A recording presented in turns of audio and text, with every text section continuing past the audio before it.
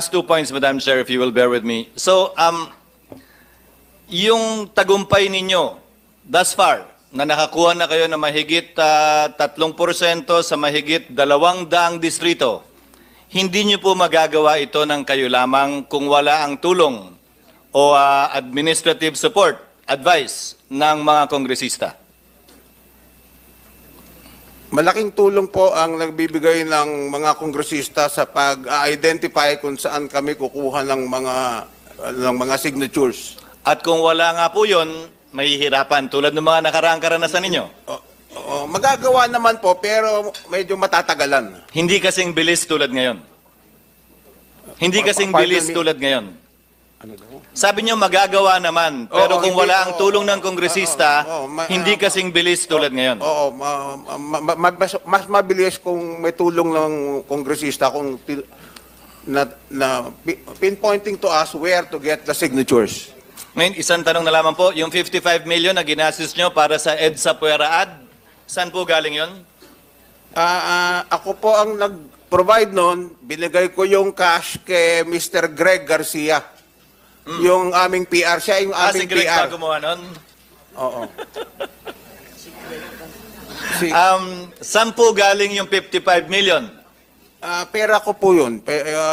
Contribution sa akin ng mga kaibigan, mga supporters namin. So mga $1 million po yun, di ba? More or less po. Opo. So personal, magkano po sa 55 million ang pera ninyong personal? Mga kalahati po nun. So mga 26? More or less. Sorry, mali. More or less. 55, mga 27 Sorry, 27.5. polisay lang po ako. Hindi ako math major tulad ni Senator Pimentel. Yung kalahati, saan galing yung bulto? Ano yung pinakamalaking contribution? Yung bulto nga po, ako po ang nagpondo nun. Yung kalahati na nga po. Yung kalahati, maraming mga contributors. Mga tingmo magkano po? May mga nagbigay ng 1 million, may nagbigay ng 500,000, may nagbigay ng 2 million.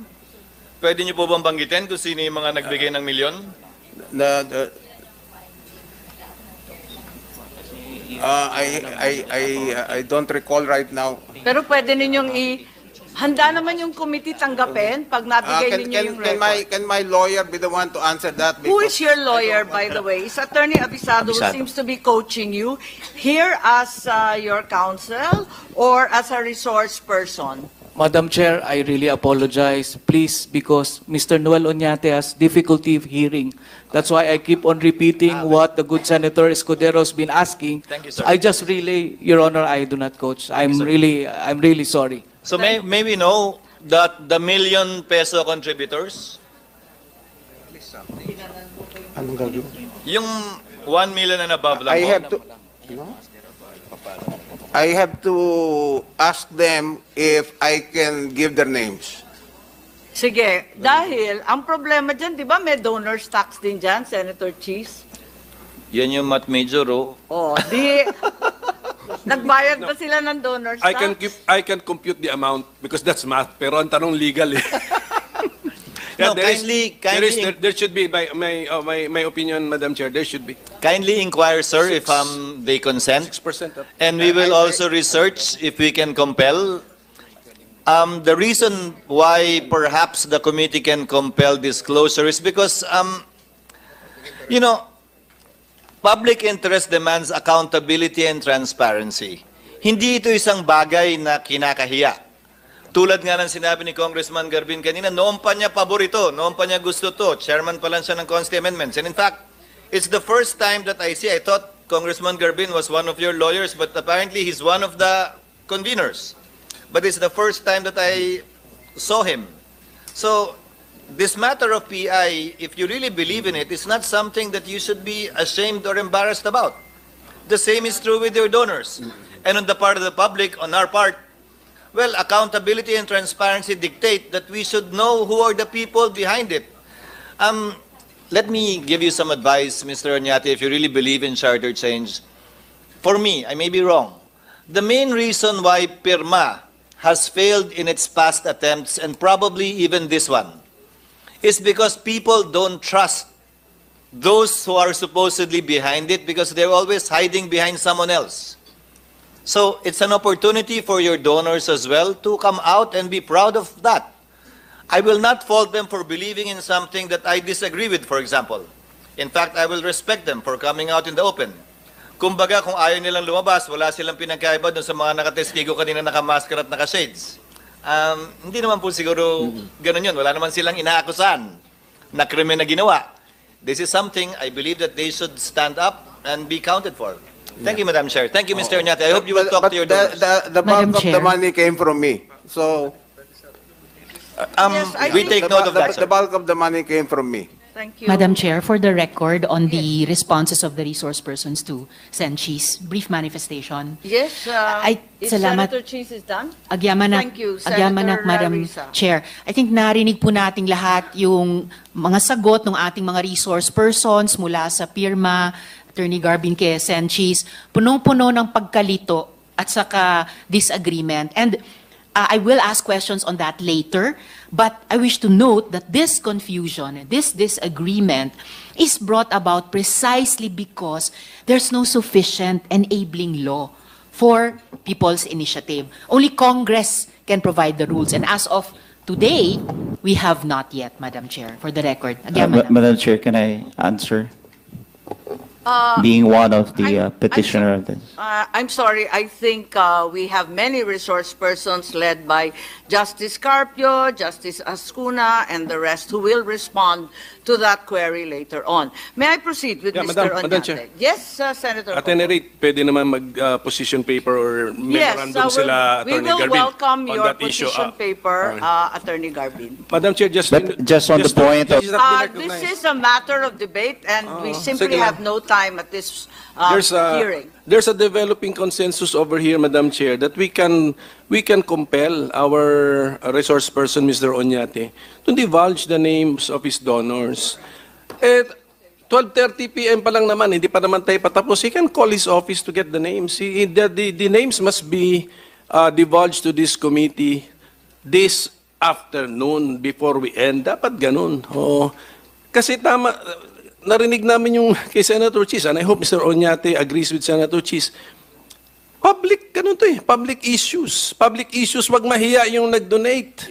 Oh. Yeah, Mr. Senator, I already disclosed or I already admitted that the bulk of the money came from me. Pero kalahati So lang po yun. you have a partial compliance. We need full compliance.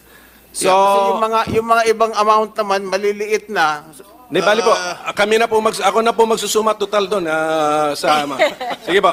Yung 27.5 million ang ating account po. Sige po. So, what do we do with that matter, Madam Chair? I think we should compel the No, I think we that's should now a compel the- motion, and Yes, we therefore compel Mr. Oñato to produce the said documents at the soonest possible time. Yes, Attorney Abisado, please. Oo. Yeah, you have to give me time to talk to them kasi ako naman lang mapapahiya sa mga kung banggitin ko yung mga pangalan nila, Kasasabi lang po ng minority leader before 2 p.m. sana this afternoon. Magsesesyon pa kami eh. At saka madali naman yun eh. Madam Chairman, Naka-record naman yan. may I be allowed to ask a Po. few questions to Mr. Oñate? I'm sorry, Congressman. I think our rules don't allow resource persons to interpellate po. Okay lang? Okay. But everyone agrees to suspend you. in your case. Thank you, ma'am. Thank you. Mr. Oñate, alam po ninyo yung kahalagahan ng initiative na ito at kakailanganin niyo maraming resources dito. Hindi po biro-biro ito, tama po? Yes, I agree. Yung pagpapapirma lamang po, Mr. Oñate, kakailanganin niyo hindi ko kulangin ng 8 milyon para ma-address niyo yung threshold na 12% ng ating total registered voters. Hindi po ba? 12% of our total number of voters is about 8 million. Oo nga po. Ngayon, meron po tayong about 257 legislative districts. Alam po ninyo yun. Kailangan po ninyong masatisfy yung second threshold na 3%.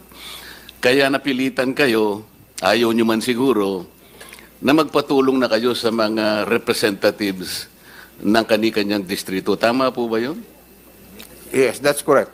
Sapagkat nagiging practical kayo siguro, sapagkat sa inyo lang siguro kahit na yung et al na ito, ilan po ba kayo? Kahit na siguro 100 kayo, mahihirapan pa rin kayo na pumunta sa iba't ibang dako ng ating kapulungan para magpapirma lang kayo, lalo na kung ipaliliwanag pa ninyo, sapagkat hindi pipirma ang tao kapag hindi nila ganap na naunawaan kung ano ang kanilang pinipirmahan. Yung bahagi ng pagpunta sa kanila, pagpapaliwanag, yun po yung malaking panahon na kakailanganin ninyo. Kaya naisipan ninyong pumunta siguro sa mga miyembro ng House of Representatives. Tama po, Mr. Oñate? Tama po. Pero nakalimutan mo akong puntahan, di ba? Yeah, okay. Kasi hindi ko... O, ngayon, dahil wala akong hindi ko district. po kayo kasi... Ngayon, ganito po, Mr. Oñate, meron po ba kayong nalalaman na batas na pinagbabawal po yung ginawa ninyo na makipag-ugnayan sa mga kongresista? Wala naman po kasi yung Teka po, hindi People's po ako Initiative tapos is enshrined in our Constitution and it is the right of the people to So, wala make that pong, initiative. Yun po ang sabi sa akin ng mga lawyer. so wala pong batas na nagbabawal sa inyo, lalong-lalo na po kung kayo nagpapatulong dahil sa paniwala ninyo, ito ay isang bagay na kinakailangan ninyong gawin. So lumapit po kayo, paniwala ninyo na wala namang batas na nagbabawal nito at hindi po kayo makukulong. Tama po. Tama po. Salamat po, Madam Chair. Thank you for all the leading questions. Maraming salamat sa ating kongresista. Napakagaling na